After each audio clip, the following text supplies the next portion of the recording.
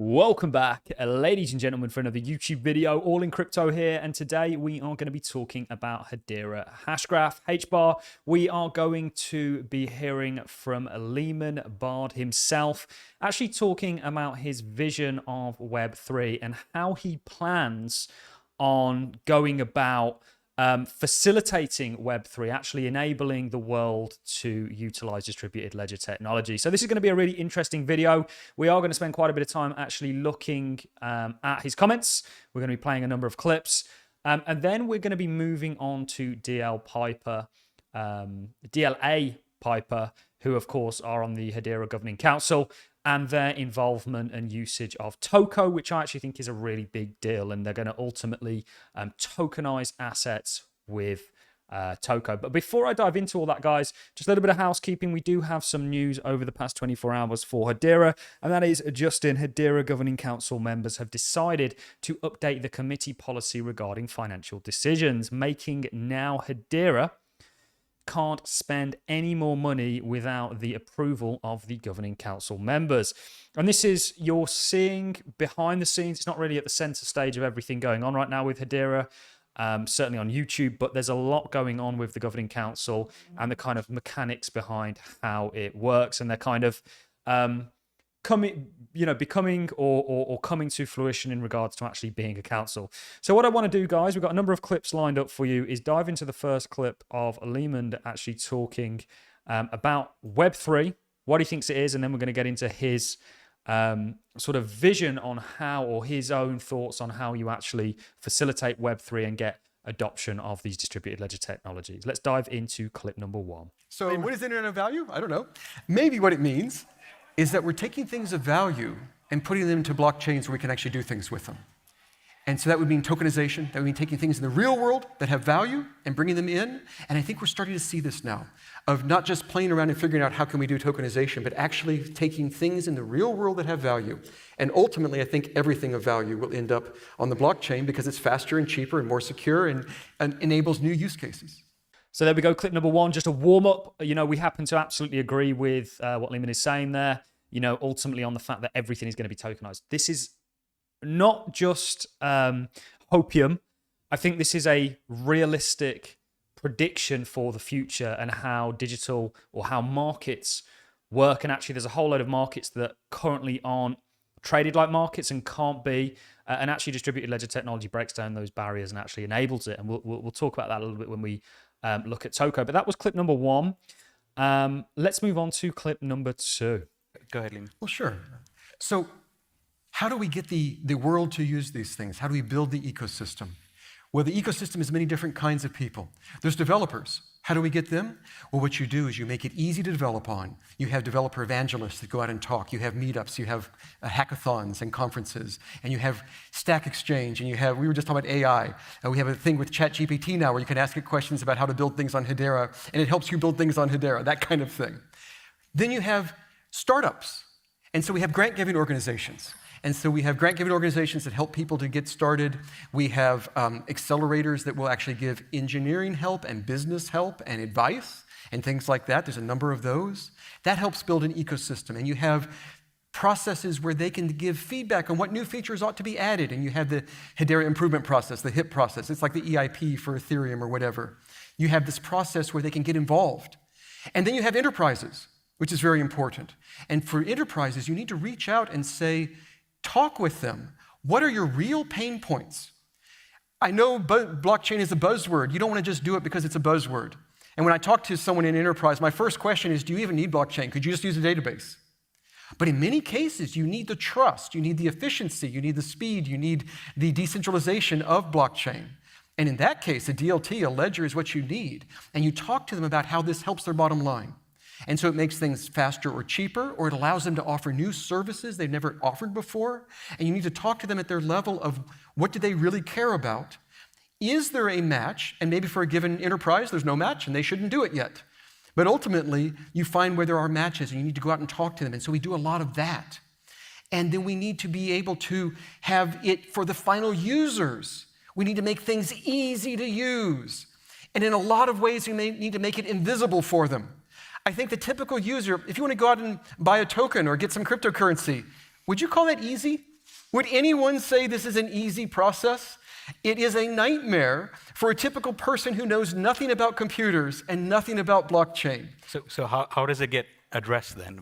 First of all, you make it invisible anywhere you can. Maybe you already have a banking app with your bank, and you just fold it in and they don't even know about it. But maybe you have a MMO. Yeah.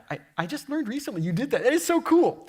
But maybe you have an MMO. You build it in so that your assets are tokenized and you don't even know it until the time comes to go sell your magic sword, and then you get money for it. But is there a blur? So there is the sort of next bit of that clip where Lehman actually talks about being a Trojan horse and kind of bootstrapping Web 2, you know, integrating yourself in the Web 2 world without people knowing that Web 3 is a thing. And I think everything he's speaking about is totally right. And I just want to touch on this before I move on.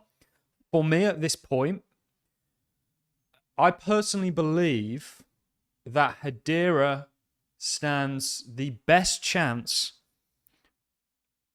of capturing the most institutional adoption, enterprise-grade adoption. And the reasons that I believe that is not already because of the partnerships and the use cases that we see. There's a lot of reasons, but one big one is the governing council, which is actually one of the main criticisms levied against Hedera, because of course, you know, there isn't as many node operators or consensus kind of workers in regards to those nodes in Hedera than there are other ecosystems. But Hedera has strategically chosen to be an enterprise-grade blockchain, and it makes a lot of sense that they'd have enterprises, some of the largest in the world, actually governing over the consensus and maintaining it and spinning up nodes. There are levels of decentralization with Hedera, which we have covered. But I personally think, and that's one good reason why Hedera is going to be chosen by enterprises. Some others are actually... or some others come down to the consensus mechanism itself, which is their DAG, which is fit for purpose for what enterprises may want to use it for. Scalable. It's got one of the fastest, if not the fastest, finalities. You know, it's cheap, it's energy efficient, so on and so forth. So I really do think Hedera is going to be one of the real winners in the kind of shift that we are seeing coming, which is everything being tokenized. They will look to Hedera to actually do that. Let's move on to the last clip, and then we're going to talk a little bit about DLA Piper before we move on. It's the Trojan horse, right? You start with Web 2, and then you have a Web 3 that's in the background and invisible behind the Web 2. And then there are many things where it can't be invisible. You actually know that you have a token. You make it easy then for users to create tokens. And so you have some program that helps them create something, and then there's just a button that says, hey, would you like to make a token out of it? Now that's pure Web 3, but it's so easy, such a no-brainer, you just push the button and you're done.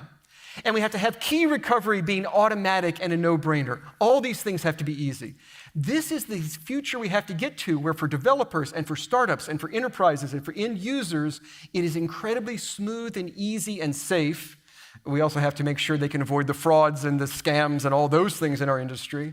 And this is part of what it means for our industry to mature and to really change the world. We have to do this. Brilliant. It's always nice to hear from the founders and the people that, you know, have the kind of vision for the protocol, and I really align with what Lehman's trying to do. And we understand that, you know, people like different blockchains. I happen to own a lot of different cryptocurrency projects. Hedera, of course, is one of them.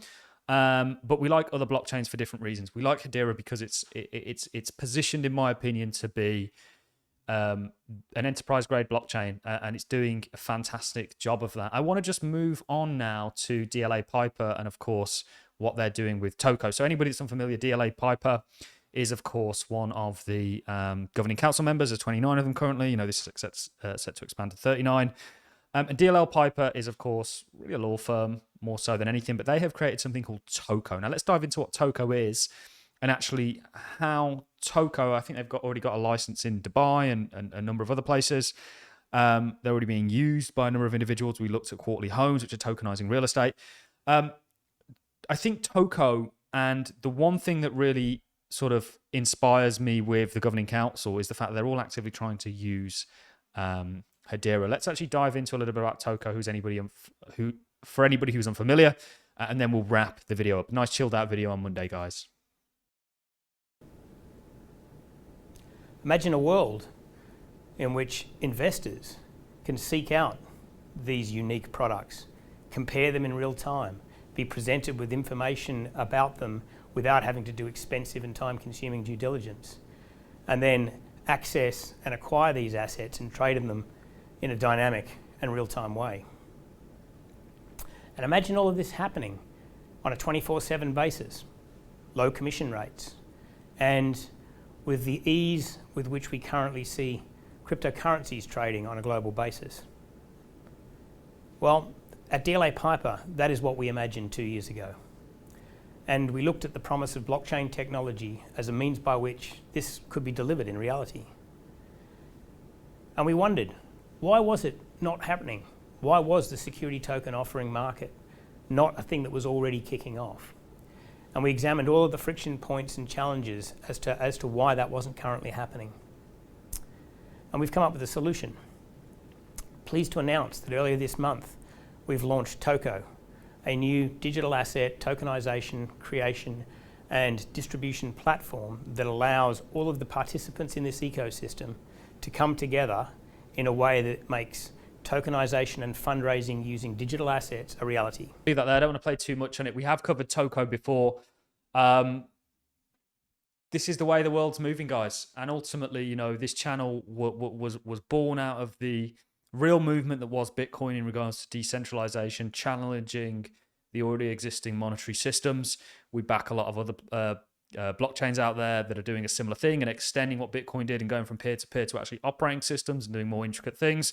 But we also are investors and we look for opportunities when we see them. And we understand what the direction, or we think we understand, will be either validated or horribly wrong.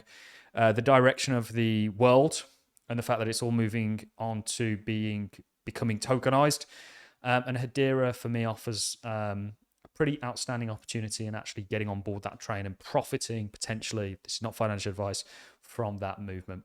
And we also think Hedera is a very cool blockchain. We're sort of mingling with a lot of the community.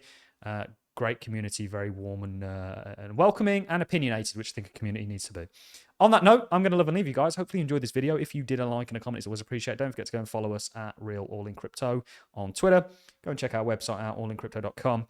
And of course, like, comment, and subscribe to this video. On that note, guys, I'm going to see you all in the next one. Thanks a lot for watching. See you in the next.